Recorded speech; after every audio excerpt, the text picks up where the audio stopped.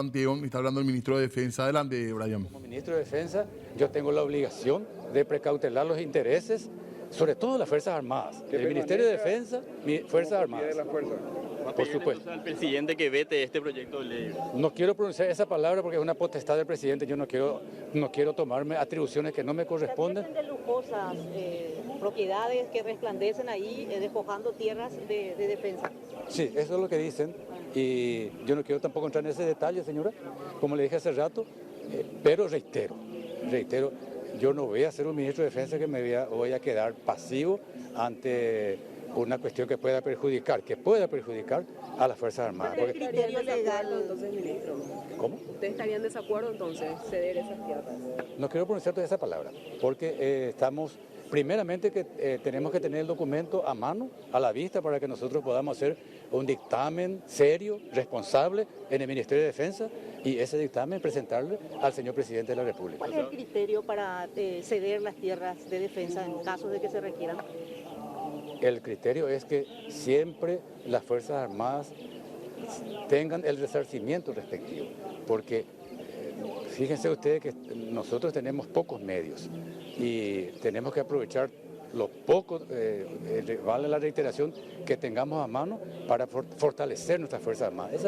Finalmente ese es el objetivo que tenemos desde un principio, fortalecer a las Fuerzas Armadas, porque necesitamos que las Fuerzas Armadas estén mejor equipadas. Es lo que dijo el general Manuel Rodríguez en su discurso, ¿verdad?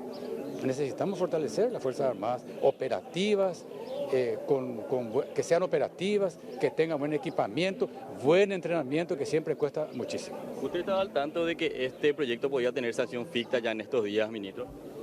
Bueno, lo que ocurra en el Poder Legislativo nosotros respetamos, no tenemos por qué estar cuestionando nada, es un poder del Estado al que yo ni siquiera quiero hacer mención.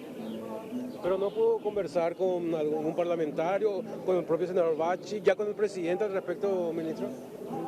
No, hasta ahora no he conversado, pero tengo en mis planes hacerlo.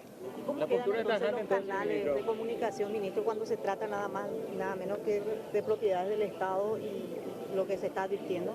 Bueno, el canal de comunicación se activó en agosto de 2022. En ese momento se pidió el dictamen del Ministerio de Defensa. No puedo yo decir que no se haya que se haya relegado al Ministerio en este caso, porque el devenir de las instituciones es normal, ¿verdad? ¿Usted vio la lista de los beneficiarios? No he visto. ¿El Congreso le pidió informes sobre esas tierras, ministro? Hasta ahora no. A espaldas de defensa, ¿cree usted que no deben tenerse en cuenta estos criterios? O sea, se deben considerar que cuando se habla de costos para el Estado tenga que tener un resarcimiento. Sí, señora. Yo no quiero hablar a espaldas del Ministerio de Defensa, pero nosotros tenemos también la suficiente inteligencia, la suficiente estructura como para presentar nuestro parecer. Claro que sí. Ministro, ¿cuál fue la situación de estos agentes militares que fueron heridos en la zona de aguas argentinas? Sí, fue un incidente que ocurrió en aguas del río Paraná. El personal militar paraguayo estaba efectuando una tarea de inteligencia, por eso estaba de civil y con la embarcación, se llama descaracterizada. Era una embarcación de la Armada paraguaya, pero sin ningún símbolo que lo identifique. Eso es normal en un operativo de inteligencia. En ese momento el suboficial recibió un pedido de auxilio de una embarcación que él no sabía ni siquiera si eran paraguayos o no, que pedía socorro. Entonces él acudió prestamente para auxiliar. Y efectivamente la embarcación que estaba pidiendo socorro zozobró. O sea que la acción de nuestro suboficial fue muy buena en ese sentido. Después intervinieron los integrantes de la Prefectura Naval Argentina y ocurrió lo que ya todos saben, fueron apresados, inclusive el personal naval paraguayo fue herido en la mano, pero hay que rescatar esta cuestión. Fue una rápida reacción del propio canciller nacional, yo estuve en contacto con él, el ministro Rubén Ramírez, a quien agradezco públicamente, el cónsul de Paraguay en Posadas, el señor Goiburú, que rápidamente tomaron participación, fueron asistidos las personas, los paraguayos que estaban retenidos en la Argentina, y el personal militar paraguayo está siendo atendido en un hospital, ya está liberado de toda cuestión de que sea de una detención, nada, él ya está por problemas de salud, está en el hospital y en cualquier momento va a retornar al país. ¿Preocupa un poco esta situación, ministro, justamente en el momento que se da? ¿Preocupa un poco esta situación de la manera que se da? Claro que preocupa siempre cualquier acción de este tipo por el peligro mismo que conlleva, pero cuando ocurrió el incidente, luego las autoridades argentinas, digamos que, entre comillas, se portaron muy bien con nosotros, después tuvieron apertura y bueno, el tema está sacado. Cuando se van a hacer trabajos de inteligencia, no se comunican a las partes justamente para que no ocurran este tipo de situaciones. Es que esta fue una situación absolutamente improvisada. El trabajo de inteligencia que estaba haciendo el personal naval paraguayo era hacia la costa paraguaya. No tenía necesidad de comunicar al lado argentino porque estaba patrullando la costa justamente para detectar cualquier embarcación irregular. Entonces el procedimiento es el personal de inteligencia detecta eso y comunica a su superior para que venga ya una embarcación con el logotipo, con toda la identificación para que pueda intervenir. Ministro, disculpe que vuelva al tema anterior nada más. Usted dijo que hay un dictamen del año 2022 que había mencionado sobre el anterior ministro de Defensa. Sí, señor. ¿Usted tuvo acceso a ese dictamen? ¿Qué es lo que dice en ese documento? Y básicamente que estaba de acuerdo con que se proceda a la desafectación. Firmado por el exministro. Sí, señora, así mismo. Ahora, ¿ustedes no solicitaron traer a la vista ese dictamen para valorar si realmente corresponde ese rol social para entregar estas tierras? Sí, y nosotros estamos teniendo otro criterio. ¿Cuál es el criterio?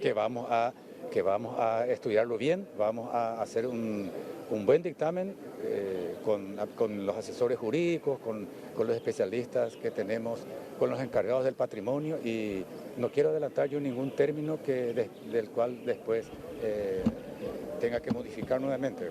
Prefiero actuar con mucha cautela, con mucha seguridad para que el parecer del Ministerio de Defensa sea realmente basado en documentos bien hechos. ¿Pedirán también una recomendación jurídica de la Procuraduría considerando también la defensa de los recursos?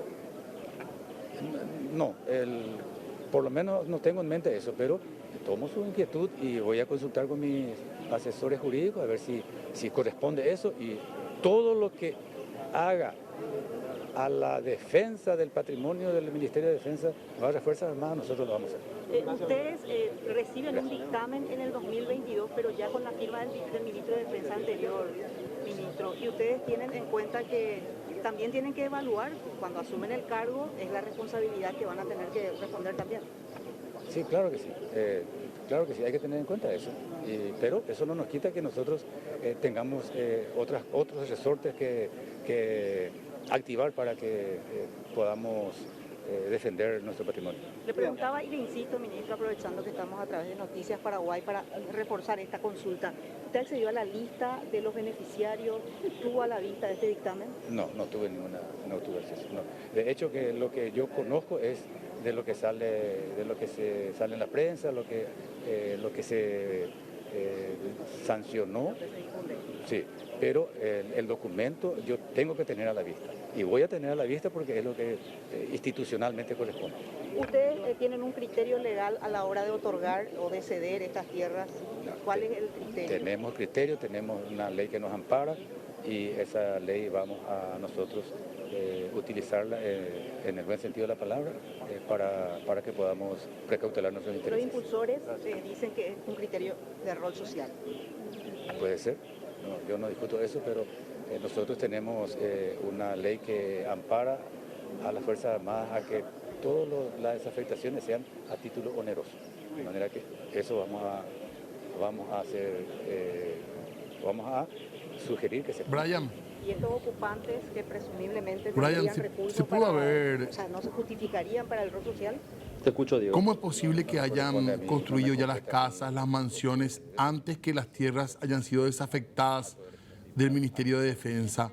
Antes que se termine el tratamiento legislativo, ya se construyeron las mansiones. ¿Cómo es posible eso? Presentarle, señor presidente, el criterio que tiene el Ministerio de Defensa y él con la sana crítica que tiene, seguramente va a tomar la determinación. Estoy tratando que ya hay casas, viviendas, propiedades construidas allí. Sí. ¿Cómo es posible eso también, ministro? ¿Cómo? Eso es territorio de defensa, aún ¿cómo es posible que puedan haber construido ya en ese lugar también? El famoso hecho consumado. Son cuestiones que datan de hace años, 20 años. ¿Qué pasó ahí con la defensa entonces? Y no sabría decirle. Yo asumí hace 2 meses, no sé qué habrá pasado. No, ¿Negligencia o complicidad de autoridades anteriores? No quiero usar esos términos porque hay... Porque generalmente cuando se ocupa la tierra hay todo un despliegue policial, fiscal para sacarlos a la gente que ocupa tierras. Si ustedes saben que las invasiones son un tema totalmente sensible, fácil de decir vayan y desalojen, pero puede haber ahí víctimas. Son invasores, víctimas. Brian, estos que están ahí. Para él son invasores. Vamos a ver no entendí tu pregunta. Cuando se trata nomás de grupos precarios, son desalojados con fuerza. No, estamos hablando de lujosas viviendas que están ahí en tierras de justamente a esos grupos precarios me estoy refiriendo de que no es fácil tampoco combatirlo, no, hay que tener mucho cuidado. Para usted son invasores estas personas que están en tierras de defensa ahora mismo. Son ocupantes de las tierras. ¿Podría constituir también un hecho para denunciar la Fiscalía y el Ministerio Público de ellos, ya que son tierras de defensa todavía? Sí, pero ahora esto es objeto de una ley, entonces en ese sentido tenemos que calmar las aguas.